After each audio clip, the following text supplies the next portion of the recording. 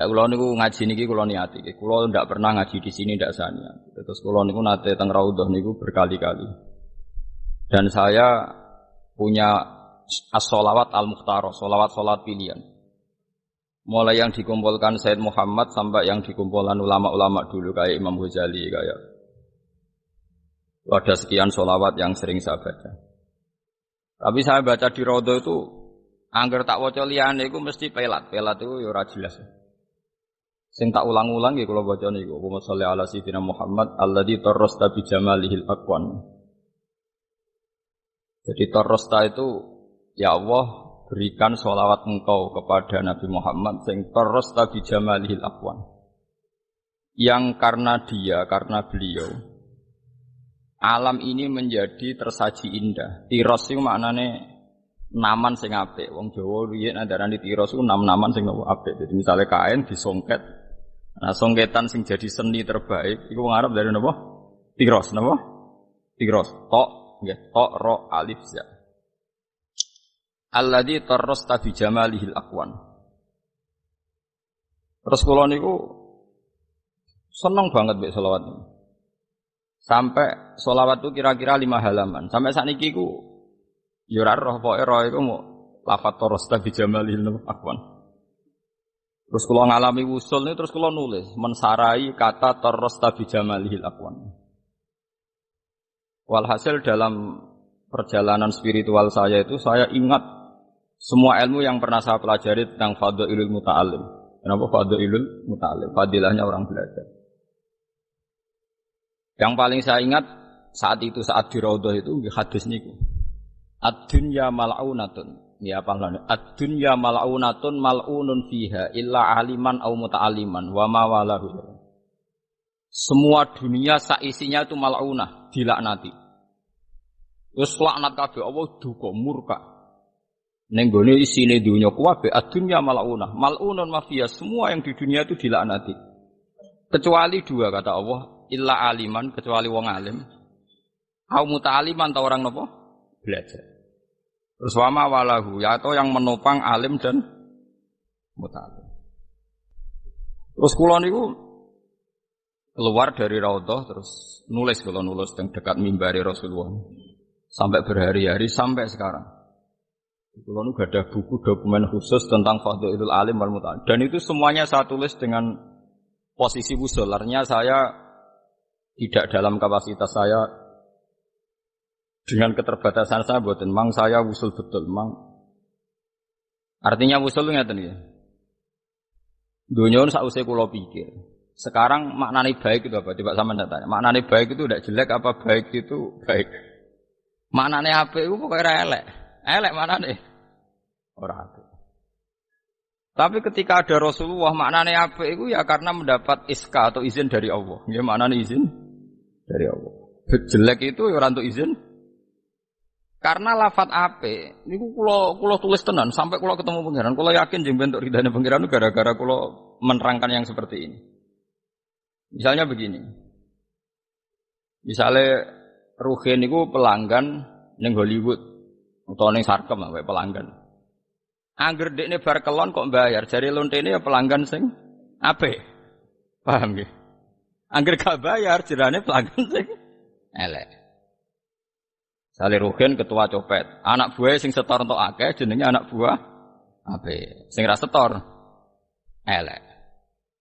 Artinya kata apik dan elek itu akan begitu ila yaumil qiyamah. Andaikan ndak ada ilmu syariat, andaikan ndak ada ilmu. Tapi kalau ada ilmu kan ora. Pokoke zina ku elek, copet ku elek. Ora ana pikiran sing tok ku apik sing bayar. Makanya cara kula niki rungokno tenan. Itu bahaya sekali. Artinya kalau ndak ada orang alim atau muta'alim itu bahaya sekali. Bahayanya adalah nanti manusia ini akan mengukur standar dunia semuanya pakai persepsi nama manusia. Misalnya ngaten. Saya misalnya dolan teng Singapura atau teng Hollywood. Dengan kapasitas waras saya, misalnya saya masih waras lah, masih wong alim eling pangeran. Mbok Singapura bersih kaya apa pengelem. Kaya wong-wong LSM kan berlebihan. Kota itu ndak kayak Singapura, bersih, tertib, ekonominya bagus, gini-gini. Enggak ada korupsi kayak Indonesia gini. Malah kadang kebablasan LSM. Kalau Indonesia banyak kiainya. Ono barang, ono tambahane barang. Waduh. Cara pikiran kula niku roh wong Singapura resik-resik kotane bersih misalnya Hollywood. Roh wong ra sujud wis jijik. Cek siale hadhil Madinah mal'unah. Iki kota dilaknati wong kok ora ono sing apa? Sujud. Wong kok buka aurat. Jadi beda, langsung beda semua. Bahkan Anda gak kepikiran apa urip teng putih Singapura misalnya atau urip ning Amerika karena posisi seperti itu. Tapi kalau sudah ada ilmu, nanti orang tuh pakai ukuran yang sing tertib baik menurut manusia ya dianggap apik. Ya kayak tadi copet tuh anggar anak buah setorake darani apik, lonte anggar pelanggane sing bayar ya jenenge pelanggan apik. Nah, sekarang bisa dititeni dari hadis tadi. Kenapa Rasulullah begitu ekstrem menghentikan dunia kabeh dilaknat semua sak isine kecuali illa aliman au muta'aliman. Karena yang menjaga agama ini tinggal hanya orang dua itu, orang alim atau orang belajar. Lainnya itu mesti dijogo mbek hukum dunia ini. Jadi misalnya koyo wong alim meskipun kadang-kadang ya keterutuk. Amerika itu negara hebat. Ngene-ngene, tapi anggar sadar wis hebatnya apa wong kafir bebenin rokok selawase. Ya wis sudah selesai. Ini penting saya utarakan. Karena kula niku roh tenan, mboten jare roh tenan. Sing jaga Islam ila yaumil kiamah namung ilmu. Lan kula rapati seneng ambek ajaran-ajaran liyane ilmu mboten mati seneng. Kula nate gadah santri, gadah mbak ini kerja teng non muslim teng Cina lah. Niku tugasnya goreng babi.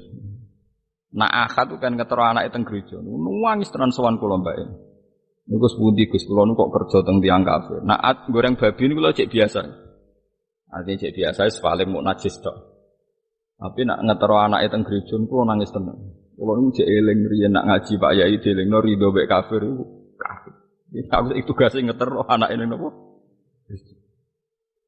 Artinya saya seneng sama santri tadi yang cerita saya seperti itu. Berarti kayak Islam tenan cek waras. Kok iso Gus? Begini. Andai kan dia itu tidak punya iman, mungkin malah muji kehidupan Cina, ekonominya bagus, gajinya bagus, dan hidupnya tertib. Timbang dekne melok kiai, gajinya kan gak tetap. Kadang kiai ini pas medit bisa ngongkoni tok ora tau ngekeki dhuwit.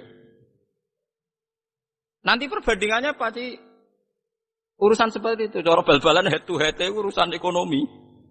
Paham sih kalau maksudnya? Tapi baru kayak perbandingan ilmu dia ini serata tahu tertarik mbek uripe non muslim sing nyuwun sewu ke gereja mangan babi. Coba sekarang orang-orang yang tidak punya ilmu Islam, kayak pakar-pakar LSM sing berlebihan. Bukan dia ini bandingno pokoknya kehidupan kiai. Kiai itu kayak monarki kecil. Hidupnya kayak raja, enggak pernah dikontrol oleh santrinya. Dia main suruh, anak buahnya kayak rakyat. Kiai kayak posisi raja kecil. Itu tidak bagus untuk alam demokrasi. Percontohan demokrasi yang bagus itu di Amerika. Karena tidak ada perbandingan ilmu Islam, seakan-akan ini yang salah, itu yang benar. Paham ya? Tapi nak cara kowe nganggo Islam, wis pokoknya angger kafir yo. Salah. Malah aku dikonco jenis Durrahim niku. Nah, ana Islam Kristen ra seneng, Buddha ya ra seneng. Aku pokoknya emah Gus, iku jenenge kafir. Lah piye nek darani Kristen ta Buddha ra gelem. Sawangane ora ana khalidina fiha. Perkarane Kristen mbek Buddha ning Quran ora ana, sing ana Nasrani mbek Yahudi. Dene ku moh tenan. Dadi dene ku moh. Darani Kristen iku Kristen utawa Buddha itu moh. Oh dene darani iku aku Islam. Mergo dekne butuhe ngepasno dalil iki penting. Wong kiai iku cek urip mboten. Ora mati-mati cek urip mboten saiki sing sering dolan tekan kula. Cek protes ambek kula, lha Gus jenengan wong alim kok malah mulai muni Buddha Kristen muni kafir. Saking fanatike dekne. Artinya kayak saya kira, kenapa Rasulullah itu terrosta bijamalihil akwan. Ini penting kalau aturakan. Terus kalau yakin melane ngendikane Nabi sumben apa ku ranjabut Islam, ranjabut ilmu Islam kelawan ilmu dihilangkan. Dicabute itu biqabdil ulama. Nanti ulama yang diambil sama Allah. Jika ketika dunia ini sudah ada ulama, orang cara berpikir itu ittakhadhan nasu ru'asa'an apa juhalan. Fasu'ilu fa'afta bi ghairi ilmin fadallu wa adad. Karena kalau misalnya sudah ada ulama, orang tanya, Singapura sama Indonesia baik mana? Pasti dijawab Singapura, karena tidak ada korupsi. Tapi kalau ulama, Indonesia baik Singapura apa itu? Apa Indonesia aja agak sujud. Tapi koruptor agak buan, wae pengiran deh. Soalnya ngono buan, wae apa? Berarti Anda melegalkan korupsi. Mangsamu korupsi gak haram cara Islam, tapi ya haram. Tapi dosane korupsi cek dhuwur dosa kafir. Cara klasemen iki apik korupsi. Apa meneh pangeran iso buktekno Indonesia dikorupsi ora bangkrut nganti saiki. Malah oke lah. Wis barokah wis nyatane ora bangkrut. Lah iya, wong sing mari korupsi wong Singapura. Wong kok sing nglindungi ya Singapura. Dekne mau korupsi tapi gelem nglindungi sing wis kasil. Singapura mau melok korupsi, tapi nek sing kasil untuk akeh ning kono di rumah. Ngono kok. Dadi ndak ini cikal bakale sampean nek ben dadi wong alim atau muta'alim sing diridani Allah itu seperti itu. Jadi kita jangan pernah terlintas berpikir liyane Allah sing digarisno Allah wa Rasul. Ya sudah seperti itu. Lalu gua mboten ate terlintas memperbandingkan Indonesia misalnya dengan Singapura atau dengan Amerika misalnya. Mboten ate terlintas. Mungkin terlintas pertama misalnya kalau dolan ke kota sing bersih atau yang baik di kafir ta Islam ada wong sujud ta ora sudah seperti itu. Lan bener Imam Syafi'i bener Abu Hanifah. Ana wong alim gak wali, ku wong alim elek-elek wong alim. Sini tiap wong alim kudune wali, tapi nek wali ku ora kudu alim. Jadi Imam Syafi'i wali ku tukang kayu sabar ngono dadi wali. Tapi nek wong alim kudu alim. Mergo begitu. Tingkat cara pandang wong alim itu persis cara pandang al-malaila Allah, hukum langit. Jadi misalnya kados kula dolan teng Magelang apa teng pundi mawon, teng Demak. Roh wong ora sujud terus ana wong sitok sujud. Terus spontan langsung ngeten, ya iki alasane pangeran gak mengadab orang satu kabupaten mergo jek ana sing sujud. Ya sudah seperti itu, memang seperti itu pandangan Tuhan itu. Ketikane pangeran aku ndelok bumi ku ape tak laknati kabeh. Tapi ketika melihat ada 1-2 orang yang sujud, maka siksa saya tak tunda. Sehingga ketikane Kanjeng Nabi ini hadis sahih, dunia itu tidak akan ada kiamat hatta la yuqala fil ardi Allah sampai ning bumi itu tidak dilafatkan Allah. Karena itu yang jadi pertimbangan Tuhan. Kenapa ada kiamat sampai sekarang? Karena ada yang masih ngelafatkan apa?